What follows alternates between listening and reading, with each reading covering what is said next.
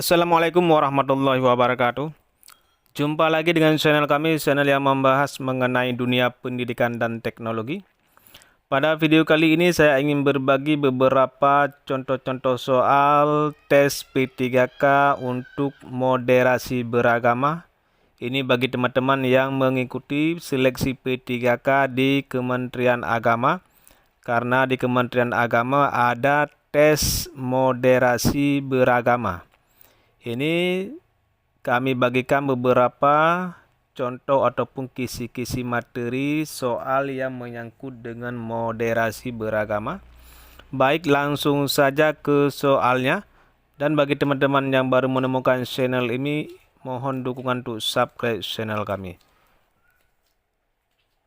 Soal yang pertama, prinsip moderasi beragama di Indonesia yang menekankan pentingnya kehidupan berbangsa dan bernegara merujuk pada A. Prinsip kesetaraan antar agama, B. Dasar Negara Pancasila dan Undang-Undang Dasar 1945, C. Sistem demokrasi liberal, D. Tradisi keagamaan lokal, E. Keberagaman bahasa daerah. Jawaban yang tepat untuk soal di atas adalah B. Dasar Negara Pancasila dan Undang-Undang Dasar 1945. Pembahasannya, Dasar Negara Pancasila dan Undang-Undang Dasar 1945 menjadi landasan kehidupan berbangsa dan bernegara, termasuk dalam moderasi beragama, karena keduanya mengatur kesetaraan, toleransi, dan persatuan di tengah keberagaman. Soal selanjutnya, salah satu landasan moderasi beragama di Indonesia adalah sikap toleransi.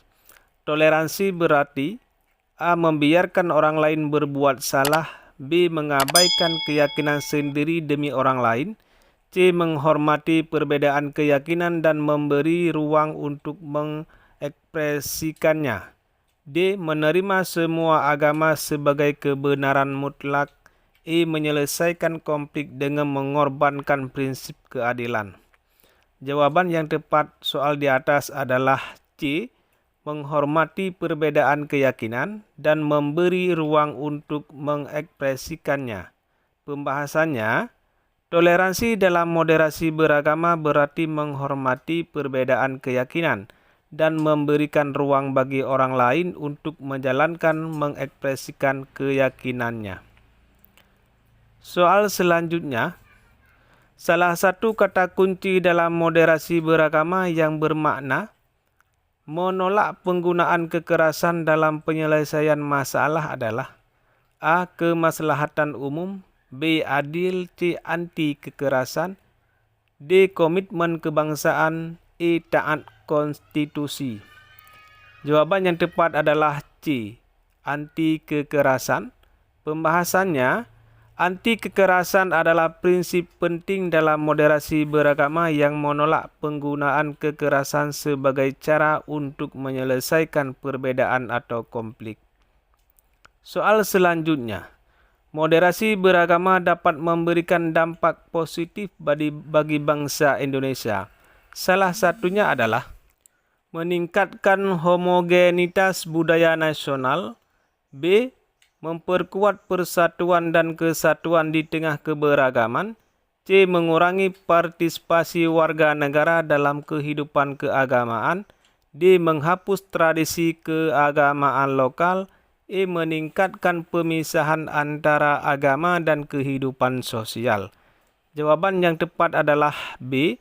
Memperkuat persatuan dan kesatuan di tengah keberagaman. Pembahasannya, moderasi beragama memperkuat persatuan dan kesatuan bangsa dengan menanam sikap toleransi, penghormatan, dan kerjasama di tengah keberagaman agama dan budaya.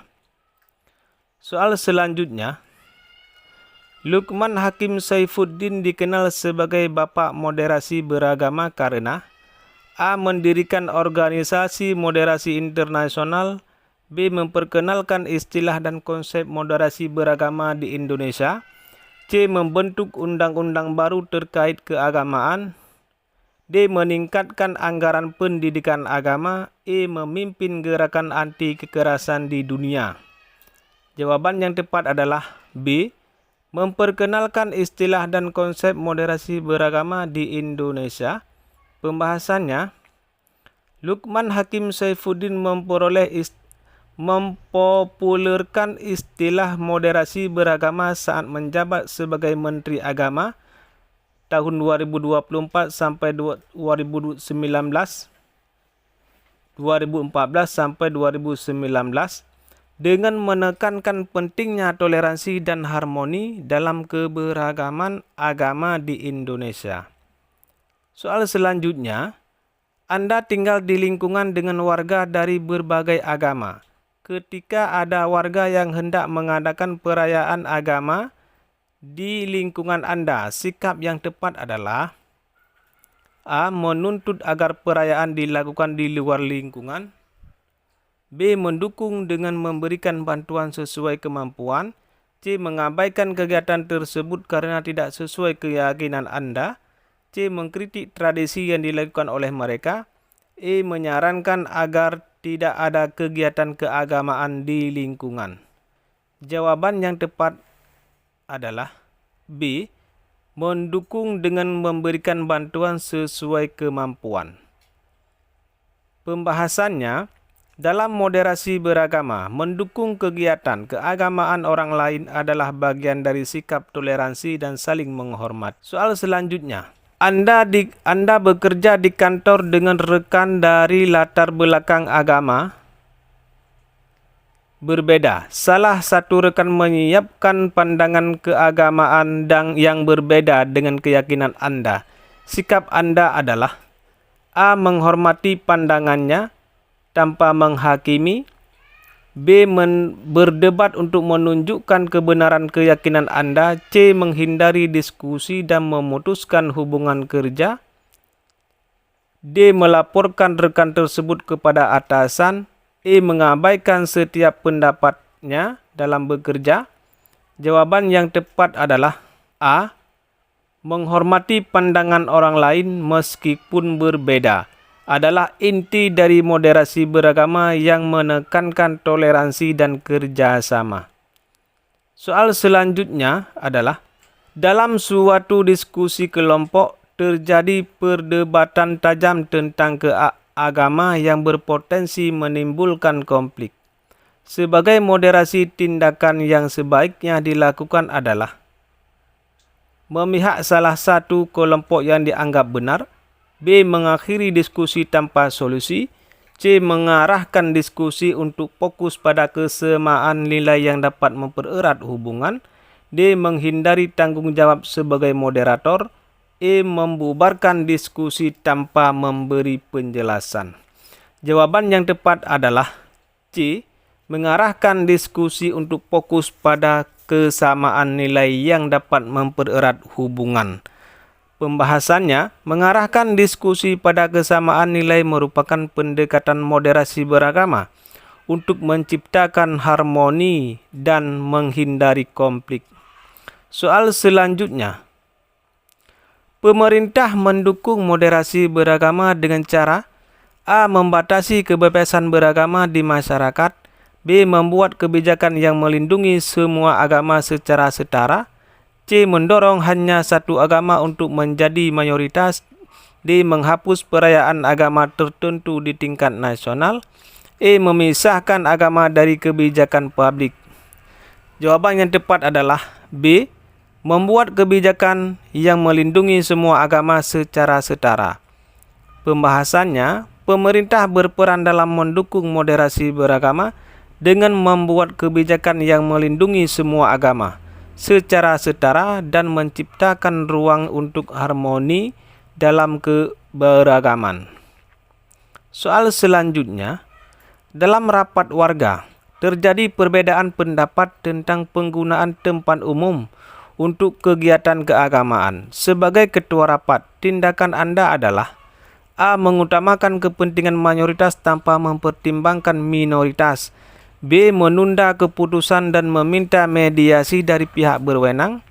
C. Memberikan kesempatan bagi semua pihak untuk menyampaikan pendapat. D. Membatalkan semua kegiatan keagamaan di tempat umum. E. Memutuskan sendiri berdasarkan pendapat Anda. Jawaban yang tepat adalah C.